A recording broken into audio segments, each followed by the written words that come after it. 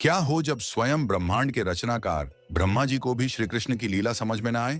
ब्रह्मा जी ने सोचा कि वे भगवान की परीक्षा लेंगे, लेकिन अंत में जो हुआ उसने उनकी आंखें खोल दी। यह घटना उस समय की है जब स्वयं परब्रह्म योगेश्वर श्री कृष्ण वृंदावन में अपनी बाल लीलाओं में लीन थे। वह ग्वाल बालों संग खेलते, गाय चराते, माखन खाते और आनंद से अपनी दिव्य लीलाएं रचाते। एक दिन ब्रह्मा जी ने सुना कि नन्हे श्री कृष्ण ने अघासुर जैसे महादैत्य का संहार कर दिया। यह सुनकर उन्हें संदेह हुआ, क्या यह वही श्री हरि हैं जिन्हें अनंत तपस्या और वेदों के अध्ययन से भी समझना असंभव है। ब्रह्मा जी ने अपने ज्ञान और सत्ता के अहंकार में आकर श्री कृष्ण की परीक्षा लेने का निश्चय किया। जब श्री कृष्ण अपने सखाओं और बछड़ों के साथ वन में थे, तब ब्रह्मा जी ने अपनी माया से सभी ग्वाल बालों और बछड़ों को अदृश्य कर अपने लोक में पहुंचा दिया। अब वे देखना चाहते थे कि यदि श्री कृष्ण सच में परमेश्वर हैं, तो वे इस स्थिति का समाधान कैसे करेंगे।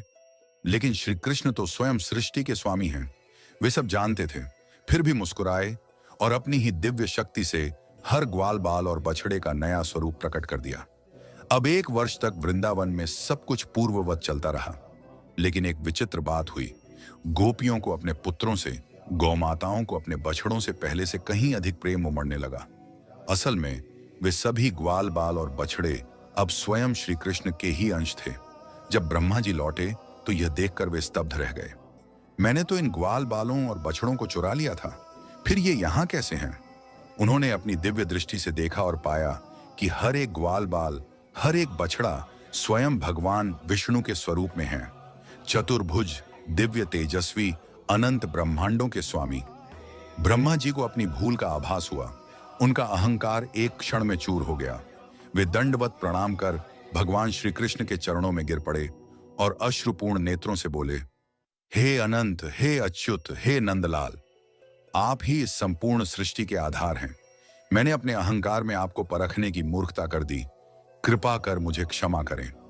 ब्रह्मा जी ने जब अपनी भूल स्वीकार कर ली, तब श्री कृष्ण ने उन्हें और भी गूढ़ सत्य का दर्शन कराया।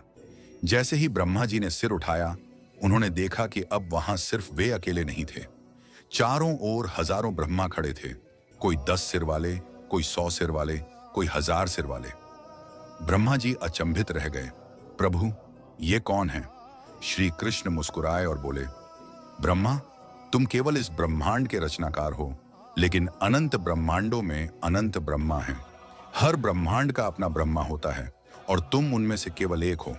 ब्रह्मा जी का अभिमान पूर्णतः समाप्त हो गया।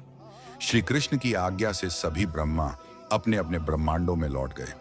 अब ब्रह्मा जी ने भी क्षमा मांगी और सच्चे हृदय से प्रभु श्री कृष्ण की वंदना की। उन्होंने ग्वाल बालों और बछड़ों को लौटाया और फिर श्री कृष्ण से आज्ञा लेकर अपने ब्रह्मलोक को लौट गए। ये कथा हमें सिखाती है कि भगवान को बुद्धि या तर्क से नहीं, केवल प्रेम और भक्ति से ही जाना जा सकता है।